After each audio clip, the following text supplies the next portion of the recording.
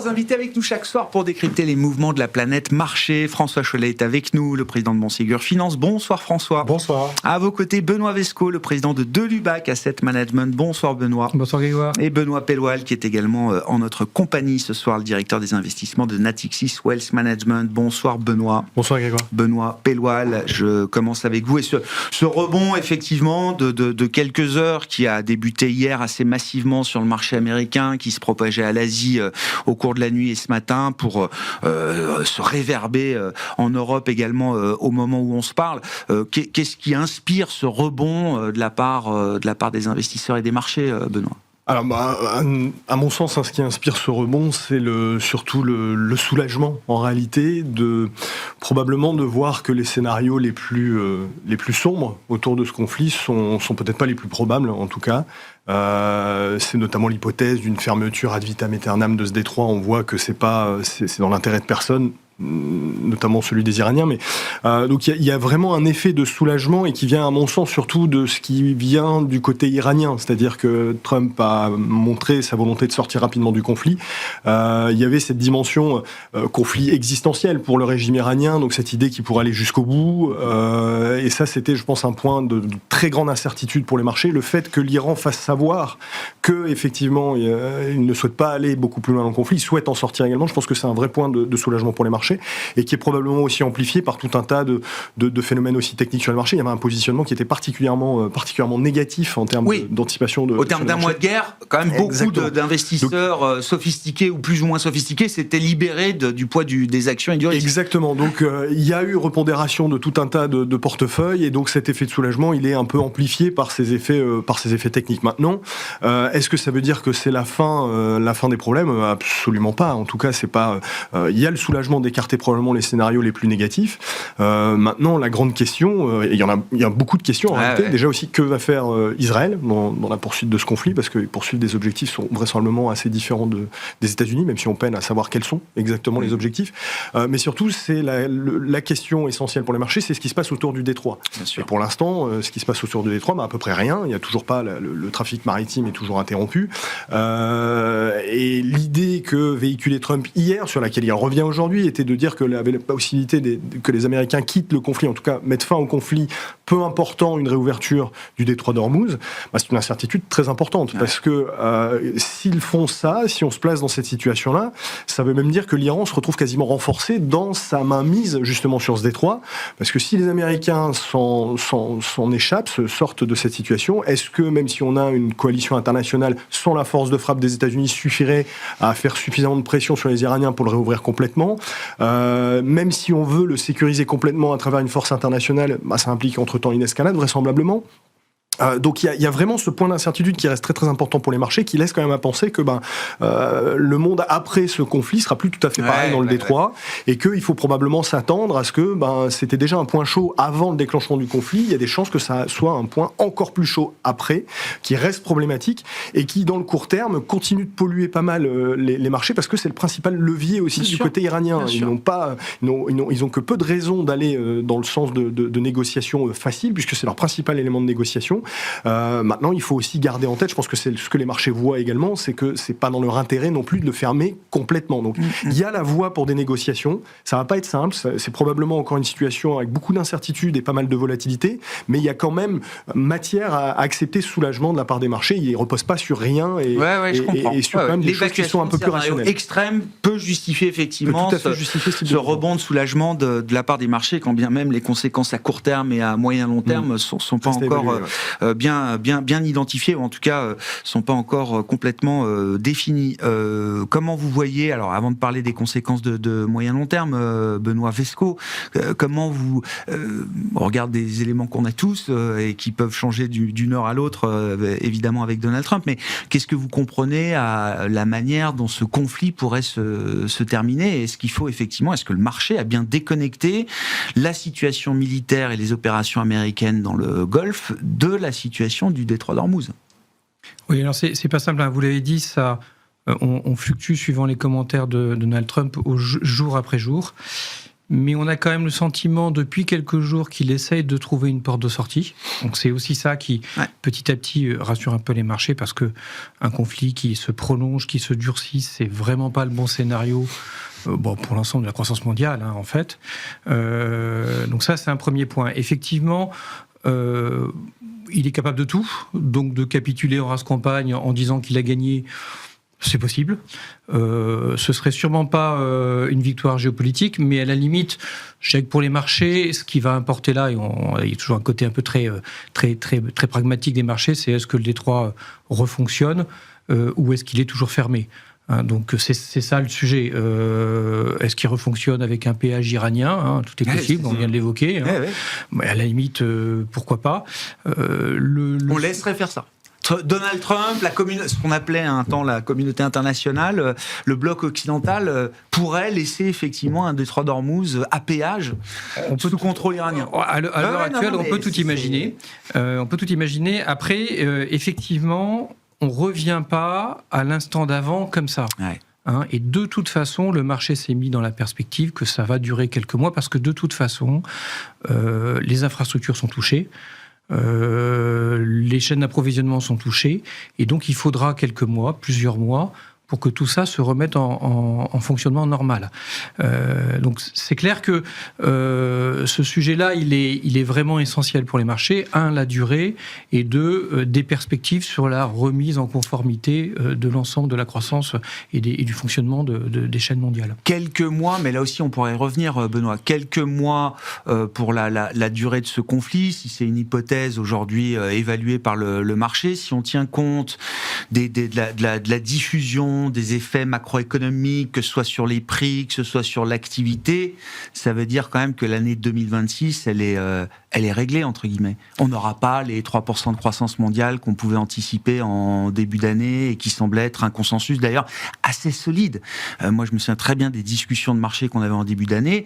C'était pour notamment indiquer qu'il y avait des risques dans les marchés, mais que le risque macroéconomique était peut-être pas, sans doute pas, le premier risque au début de l'année 2026. Oui, tout à fait. Bon, là, les événements qu'on a vécus depuis début mars remettent en cause ce scénario de croissance mondiale. Et de toute façon, on sait déjà qu'il y a un impact négatif sur la croissance mondiale. Est-ce qu'il est très fort ? Est-ce qu'il est modéré ? Pour le moment, à l'heure actuelle, il semble plutôt modéré, gérable. Mais évidemment, on n'a pas encore la fin de l'histoire. Donc ça, c'est vrai que ça sera le sujet. Après, souvent, dans la période électorale mid-term aux États-Unis, le scénario moyen, c'est des marchés compliqués jusqu'au moment des élections pour avoir un espèce d'effet de soulagement en fin d'année. Donc ça nous donne encore un peu de temps, entre guillemets, je ne dis pas pour rattraper l'année, mais au moins avoir un peu de souffle d'ici là, puisque je pense que l'indicateur majeur de Donald Trump, c'est quand même cette échéance-là, qui doit sûrement lui donner un certain timing et une nécessité, à un moment donné, de sortir de l'ornière. Et d'ailleurs, on le disait en début d'année, les années d'élection de mi-mandat aux États-Unis ne sont pas forcément des années négatives du point de vue des marchés, mais c'est des années où on passe souvent par un trou d'air, un drawdown de l'ordre de 15 à 18%, je crois, de mémoire. Voilà. Donc, ça fait quand même une marge de baisse qu'on est peut-être en train d'encaisser en ce moment. François, votre évaluation de la situation, est-ce qu'il y a déjà un certain nombre de points de non-retour qui ont été franchis dans ce conflit ? Quand je dis point de non-retour, du point de vue des marchés, du point de vue des conséquences économiques.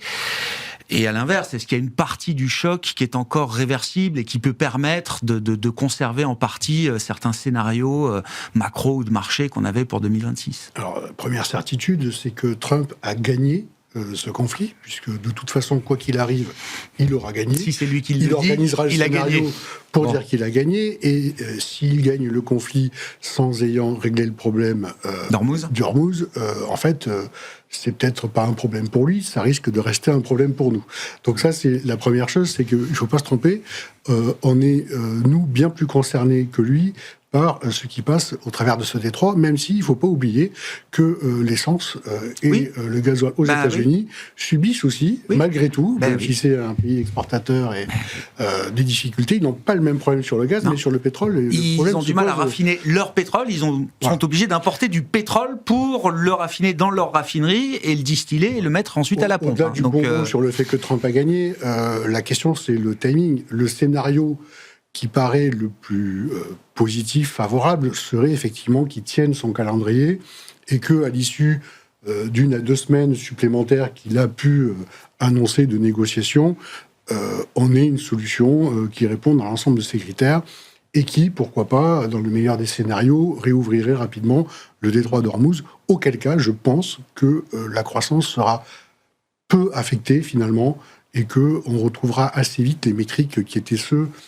qu'on était dans l'espoir d'avoir au titre de l'exercice 2026, et donc, probablement, des points bas qui ont été faits et des opportunités qui ont été créées dans cette période. Mais ça, c'est si on a une réouverture et un retour de la fluidité à Hormuz, c'est le scénario rose, presque. Ouais, j'entends. C'est peut-être pas notre scénario central. Le scénario central aujourd'hui, c'est quand même de voir qu'il n'a pas forcément fini de taper, à l'image de ce qu'il est en train de mobiliser comme troupe, et le dernier porte-avions témoigne encore du fait qu'il a l'intention de ramener sur des théâtres d'opération des militaires. Peut-être que pendant les négociations, on peut retrouver des points un peu supplémentaires de conflit. C'est souvent le cas, préalablement à la conclusion de négociations. On a une intensification des conflits, et ça, ce ne serait pas de nature très rassurante pour les marchés, et ça pourrait continuer à appuyer un petit peu sur les indices. C'est peut-être ce qui nous retient le plus aujourd'hui, de vraiment réinvestir massivement sur les marchés risqués. Qu'il soit d'ailleurs sur les crédits ou sur les actions, Benoît est plus un spécialiste du marché obligataire que moi, mais on était à l'école ensemble, on peut en parler. Mais objectivement, on a cette idée-là que, globalement, là, on pourrait aller taper un peu plus fort et ce ne serait pas forcément très favorable. En revanche, on a effectivement les mid-terms, mais même avant les mid-terms, il y a un calendrier qui va au début de l'été. Moi, je rappelle le 4 juillet, c'est les 250 ans.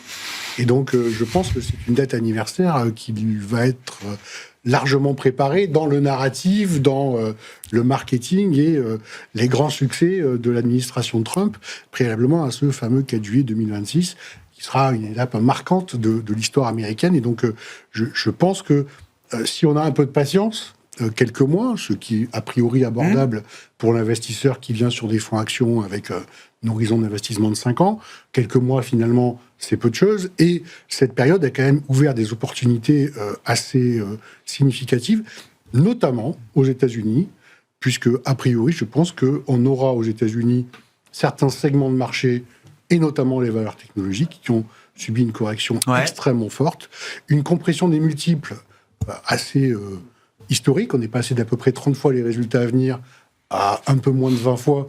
C'est quand même pas rien. Non. Et un peu moins de 20 ça, les résultats à venir pour des croissances de bénéfices qui seront peu impactés par ces événements et qui seront a priori largement en moyenne au-dessus de 20, parce que c'est un secteur qui est en pleine croissance.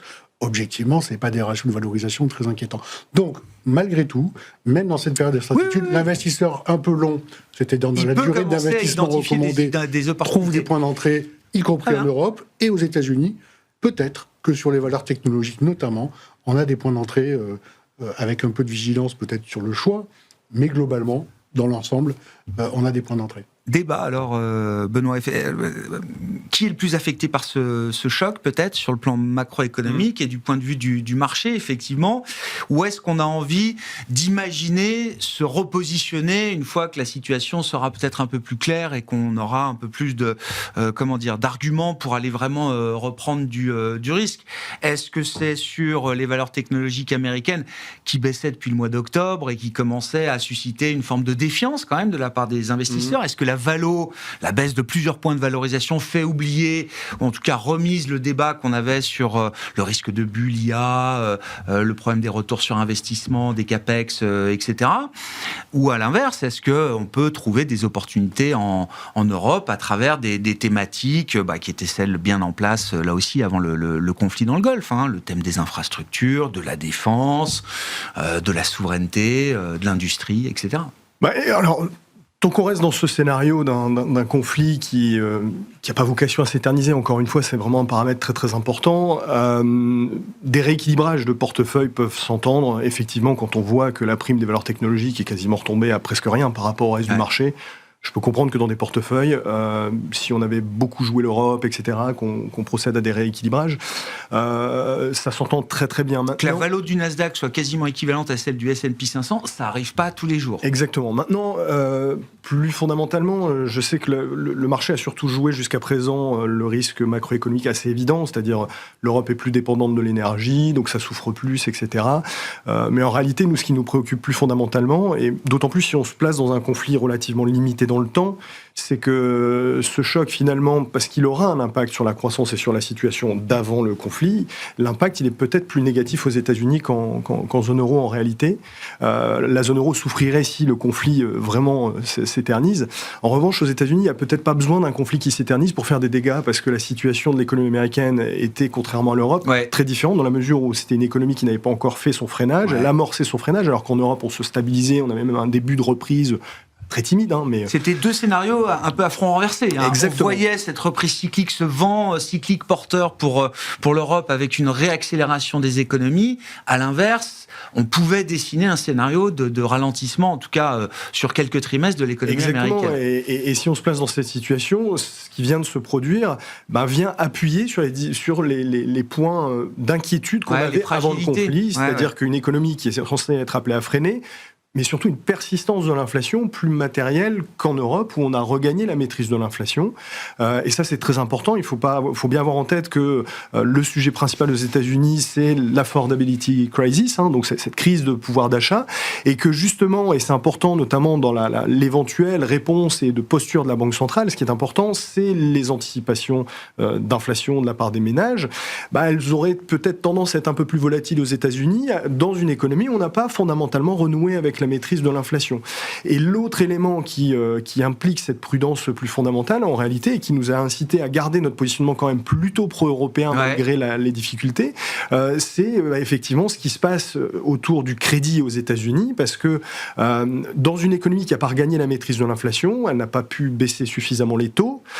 Et ce qui vient de se passer est de nature à encore raréfier l'air respirable pour tout un tas d'entreprises. Donc cette problématique du crédit qui est devenue assez lancinante, notamment le crédit privé, et beaucoup aux États-Unis, beaucoup plus qu'en Europe, elle est probablement nettement accentuée par ce qui vient de se passer, parce que cette tension qu'on a eue sur les taux, même si elle n'est pas majeure, elle s'ajoute déjà à des taux qui n'étaient pas ajustés aux États-Unis et a eu tendance à dégrader les conditions de financement, ce qui est un sujet extrêmement important aux États-Unis, probablement plus important qu'en Europe. Donc effectivement, des réajustements de portefeuille, on le fait, on entend très bien ça, mais pour l'instant, on n'a pas changé fondamentalement. On est toujours resté plutôt pro-Europe qu'aux États-Unis, quitte à subir un petit peu ce qui vient de se passer.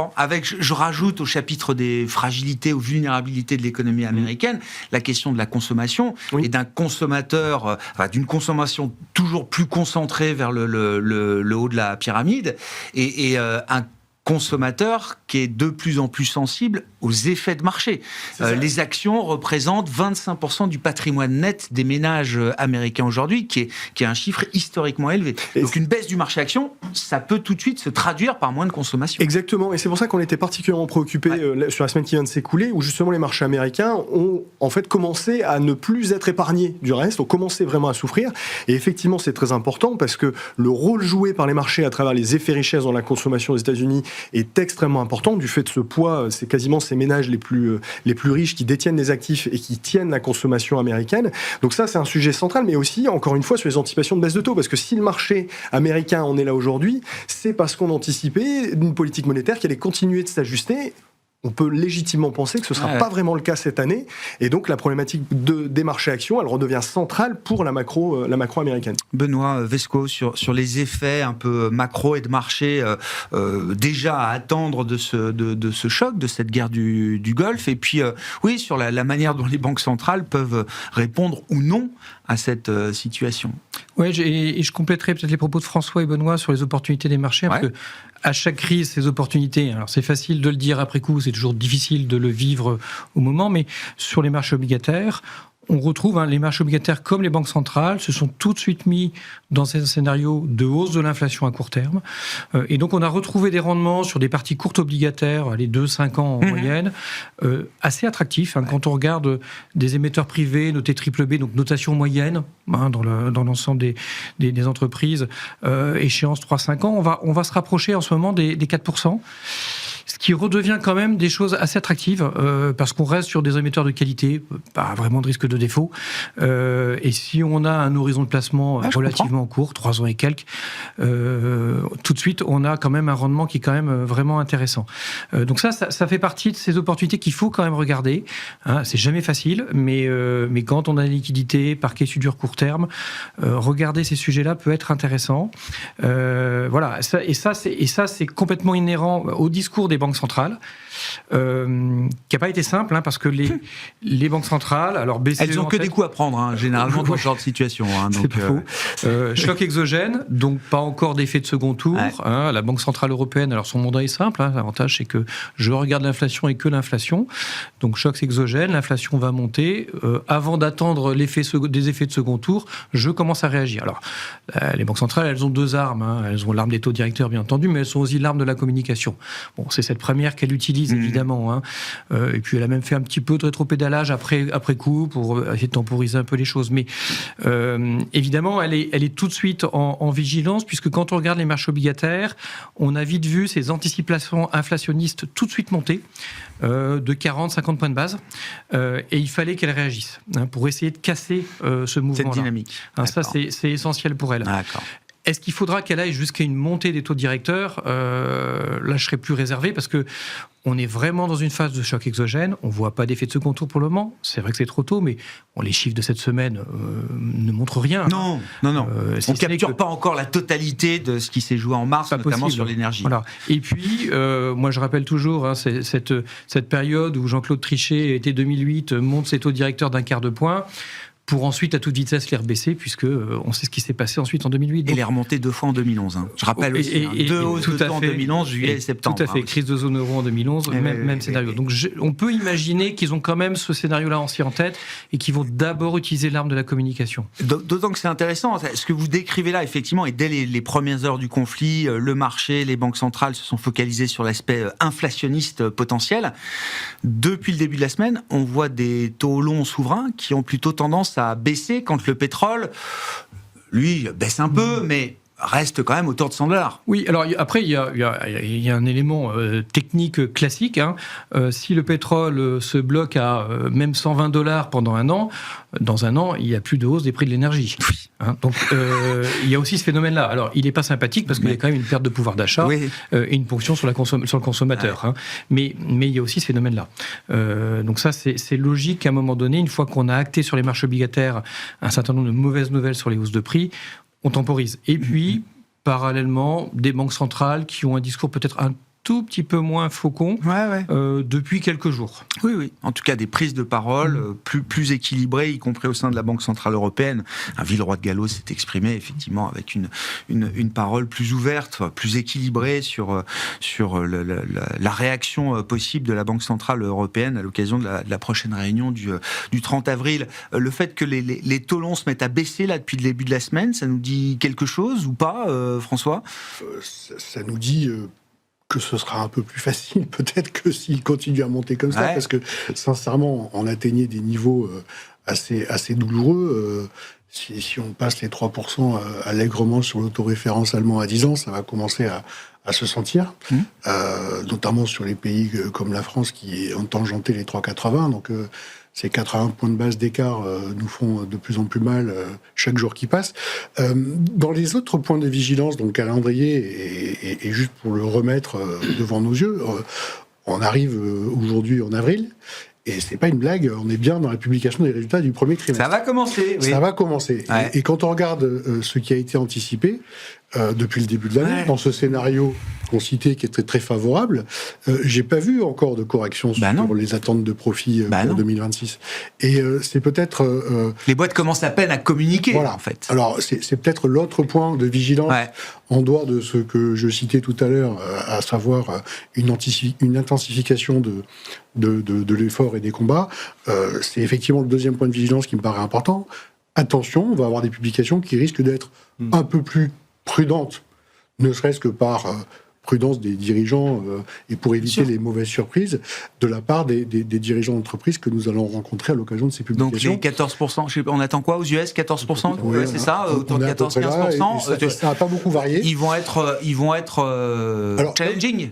Peut-être pas forcément aux US, parce que c'est bien tiré quand même par la tech qui doit avoir ses profits bondir de 30, 40, 50%. Mais côté européen, en tout cas, moi je suis un peu plus vigilant, puis c'est mon terrain de jeu le plus proche, donc c'est vrai que c'est celui qu'on regarde le plus. Pour l'instant, ça n'a pas corrigé non plus, et donc les ambitions étaient assez fortes sur 2026, parce que en vérité, on avait recalé 2025 sur 2026 et 2027. Dès ce trimestre-là, on pourrait avoir un ajustement important, ou est-ce que c'est un ajustement qui va prendre du temps ? Tout va dépendre de la communication qui sera faite par les dirigeants, et on a vu des communications extrêmement violentes à l'occasion des publications précédentes. Je pense au secteur auto, par exemple, qui a passé des provisions extrêmement élevées. On pourrait avoir, là aussi, des dirigeants qui mettent un petit peu de sécurité dans leur communication. Si vous êtes amené à communiquer et que le détroit d'Ormuz est toujours fermé, je ne vois pas bien ce que vous pouvez raconter. Voilà, donc c'est peut-être notre point de vigilance, puisqu'on rentre dans cette période-là. Ça me paraît quelque chose d'intéressant à regarder. Les chaînes de valeur, les chaînes d'approvisionnement ont été tellement choquées depuis 5 ans maintenant, entre le Covid, l'Ukraine, les tarifs. Est-ce qu'il y a quand même une forme de résilience qui s'est installée ? Ou est-ce qu'on sous-estime encore les imbrications de ces chaînes d'approvisionnement et de ces chaînes de valeur telles qu'elles existent depuis plusieurs années et dizaines d'années maintenant ? Peut-être que c'est là la vraie similitude avec 2025. Il y a un an, on parlait de tarifs. Oui. On avait des impacts qui étaient absolument colossaux, quasi au quotidien aussi, puisqu'on avait des errements de communication assez importants. Et on a quand même subi une hausse de tarifs de 2,5 à 15% à cette période-là, qui a quand même bien impacté les marchés, et aussi d'ailleurs les valeurs américaines qui avaient été fortement décotées à cette occasion. Et puis, l'exercice a repris son cours assez rapidement, la stabilité a laissé la place aux entreprises pour délivrer. Et ce qui a été délivré, malgré un contexte de krach sur le dollar pour les Européens, malgré le contexte des tarifs, a été quand même extrêmement solide, puisqu'on a maintenu les activités et grosso modo les marges par rapport à un pic que nous avions connu l'exercice précédent. 2026, la question qu'on se pose, c'est est-ce qu'on peut avoir le même scénario ? Et je pense, et c'est ce que je disais un petit peu en introduction, que si le conflit se résout dans les délais qui ont été annoncés, je pense qu'on peut faire confiance en vérité aux entreprises pour montrer leur capacité de résilience dans ce contexte et de délivrer une bonne partie de ce qui a été promis en début d'année. Le vrai sujet, c'est que là encore, on dépend d'un contexte et de données externes qui ne nous appartiennent pas. Qu'on ne maîtrise pas. Mais à ce stade, en tout cas, pour moi, il n'y a pas de vision négative. Simplement, le risque de surcroît de volatilité est toujours présent parce que vous avez toujours de la tension avant la sortie d'un résultat de négociation. Face à... Alors, Benoît. Non mais effectivement, je voulais réagir sur le sujet parce que comme l'économie américaine, comme le macro, les résultats des entreprises, on a l'impression qu'ils sont totalement insubmersibles, peu importe les chocs, tout se passe toujours bien.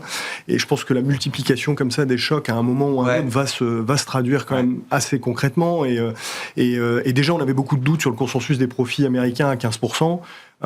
Vu la situation, il faudrait quand même que ça s'améliore très très vite pour qu'il y ait un impact négligeable en réalité. Là, d'un point de vue macro, il faut très vite qu'on revienne à un prix moyen du baril entre 75 et 80, que en gros ça reste la moyenne sur 2026 pour que l'impact macro soit négligeable et donc sur les profits on n'ait pas trop de doutes.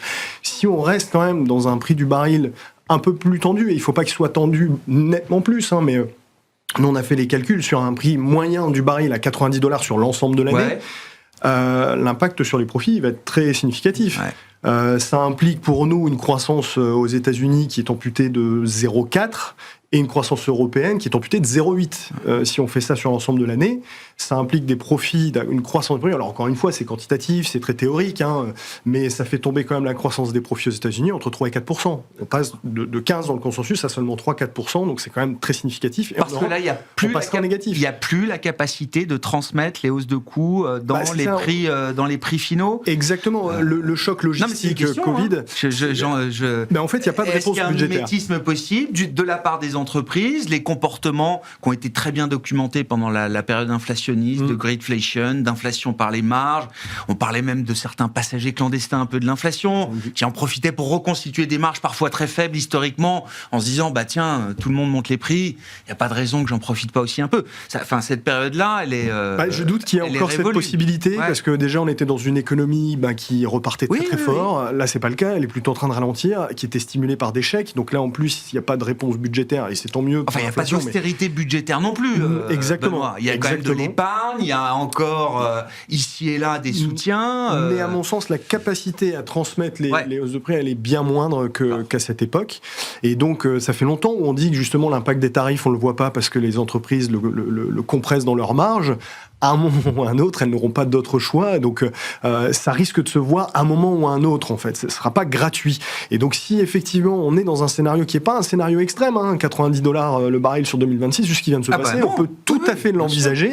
L'impact sur les profits, il est quand même assez significatif. Donc oui, on s'attend à un discours quand même un peu plus prudent sur la situation. François. Je partage l'avis. Il y a un sujet, c'est que l'épargne américaine, elle est vraiment résorbée. Cette fois-ci, elle a fondu. On est revenu à zéro. Oui. Mais Trump arrive avec ses chèques.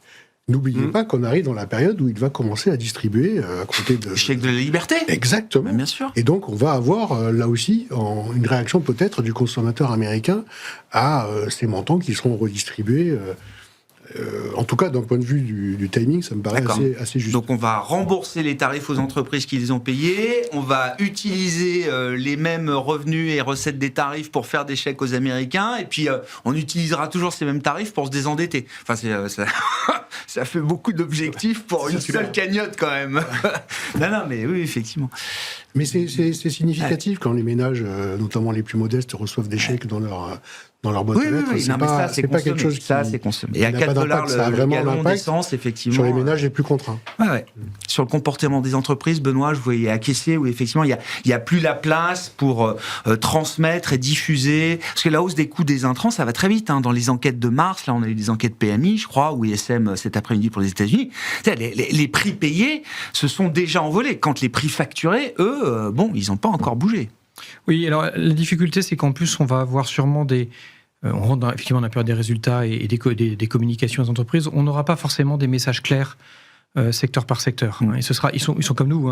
On vit jour après jour suivant les commentaires de Trump. Donc, je suis pas sûr qu'ils puissent avoir des visions claires à nous adresser pour l'année. Donc ça, ce sera une difficulté. Donc, on rentre vraiment dans une période entre deux. C'est-à-dire qu'il faudra au moins un deuxième trimestre de publication pour qu'on... Il faudra encore un peu de temps. Il voit un peu plus clair entreprise par entreprise. Tout à fait. Et là où je rejoins les commentaires de François, c'est que Trump n'hésitera pas à lâcher du lest budgétairement. Ça lui posera zéro problème. Toujours pareil, période électorale, il faut qu'il gagne, peu importe ce que ça coûte. Et ça correspond bien à un scénario de soulagement des marchés plutôt en fin d'année, et qui repartent sur des nouvelles perspectives dans ces cas-là. Alors, c'est pas tout rose ce scénario-là, parce qu'on reporte les problèmes en fait. Oui. On les reporte en 2027 ou peut-être plus tard, mais en fait, on ne fait qu'accumuler les difficultés et les reporter à un autre moment. Mais ce qui fait que on a tous tendance à raisonner en année civile. Il vaut mieux un choc exogène en début d'année qu'en fin d'année. L'année n'est pas terminée, boursièrement parlant, en fait. Donc, c'est pour ça que... Histoire de calendrier, quoi. Oui, alors ça peut paraître complètement la nature, immatérielle et psychologique, mais en fait, l'année n'est pas terminée boursièrement, et elle peut bien se terminer malgré tout, étonnamment, parce qu'en fait, le soutien budgétaire qu'on imagine du gouvernement Trump, il est toujours possible. Après, on a toujours en tête qu'à un moment donné, qu'est-ce qui se passera, quel sera l'impact, quel sera le déclencheur, je ne l'ai pas encore, mais à un moment donné, les banques centrales rentreront dans un cycle de hausse de taux. Est-ce que c'est aujourd'hui parce que la guerre dure? A priori, ça n'a pas l'air d'être le cas pour le moment. Est-ce que c'est en 2027 ou en 2028? Je ne sais pas encore. Mais ce sera le déclencheur et la réalité des difficultés budgétaires, des déséquilibres budgétaires. Là, à ce moment-là, on l'a. Les prochains mouvements un peu fondamentaux des banques centrales, vous dites, je mets de côté les chocs qui nécessitent d'intervenir pour des questions de stabilité de prix, etc. Mais les prochains mouvements fondamentaux, le sens de l'histoire, c'est quand même plutôt que les taux soient toujours un peu plus tiltés à la hausse. Oui, les grandes crises ou les grands mouvements de baisse ont toujours été déclenchés par des mouvements de hausse des taux directeurs. Pourquoi ? Parce qu'ils révélaient des déséquilibres. Souvent avec une concomitance des hausses de prix du pétrole aussi. Par exemple. Non, mais... aussi, tout à fait.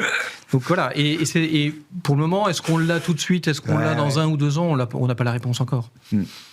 Je voulais qu'on dise un mot de l'Asie aussi, peut-être Benoît Pelloal. Alors pas forcément parce que tout le monde est investi en Asie, c'est pas ce que je veux dire, mais dans le scénario 2026, c'était quand même une source de croissance économique non négligeable, et 2, c'était un terrain de diversification pour les investisseurs ou pour des allocations globales.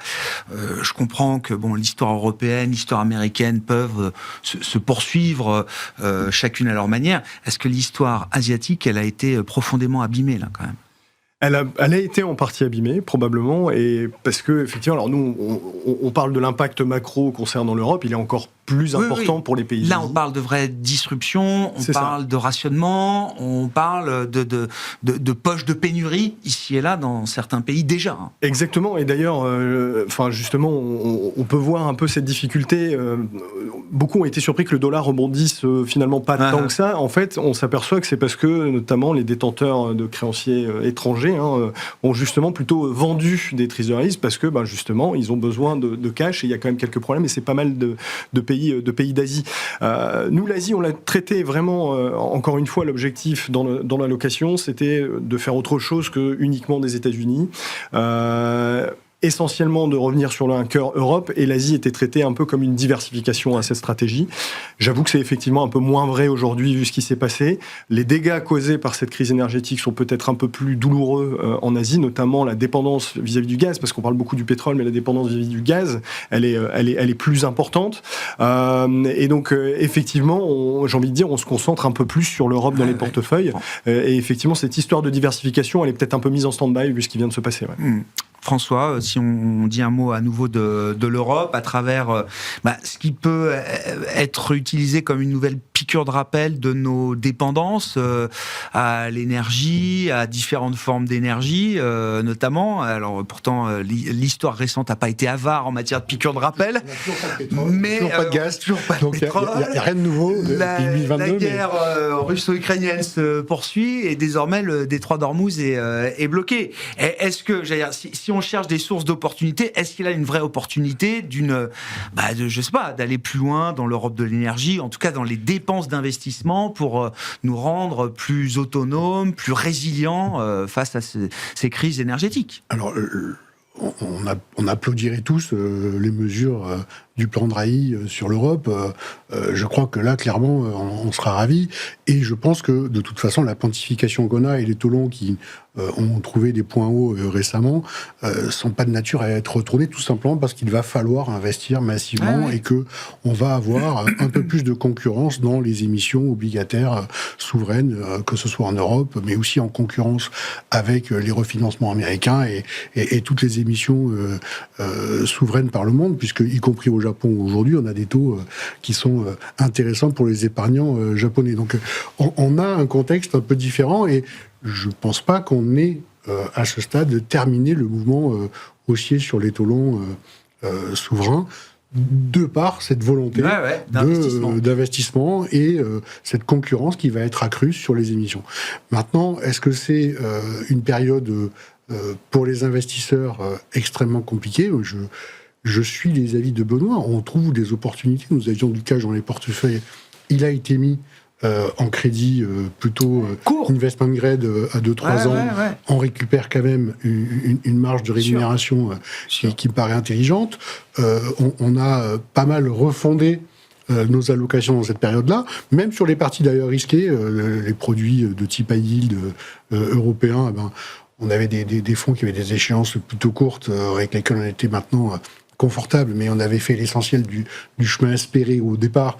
Aujourd'hui, on peut reprendre un peu de maturité, donc on les a fait évoluer un petit peu dans les allocations. Et puis il y avait beaucoup de choses à faire sur cette partie-là, et je trouve que c'était des opportunités, en tout cas, dans un contexte où on n'imagine pas l'inflation exploser ou un taux de défaut exploser de manière considérable.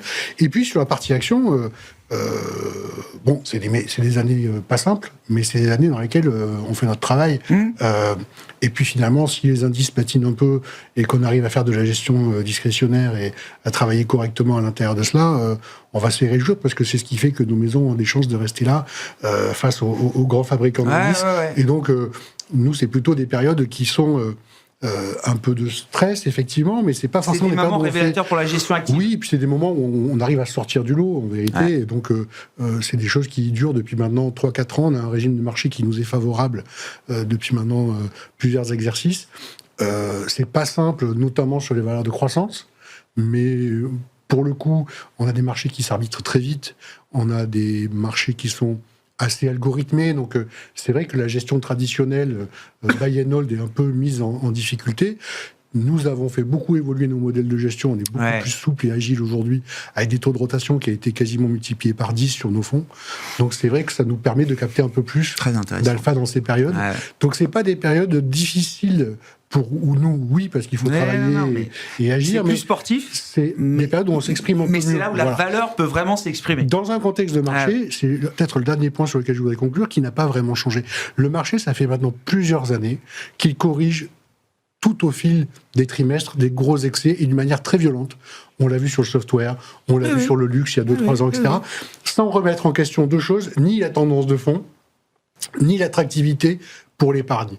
Et je crois qu'on peut dire encore aujourd'hui que malgré ce qui se passe, l'épargne continue à venir s'investir aux États-Unis. Les particuliers continuent leur mouvement d'achat, quoi qu'il arrive.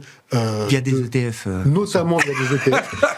Mais la gestion active n'a pas... Tendez la perche. Non, mais la gestion active n'est, pour le coup, qui était en difficulté beaucoup, l'exercice.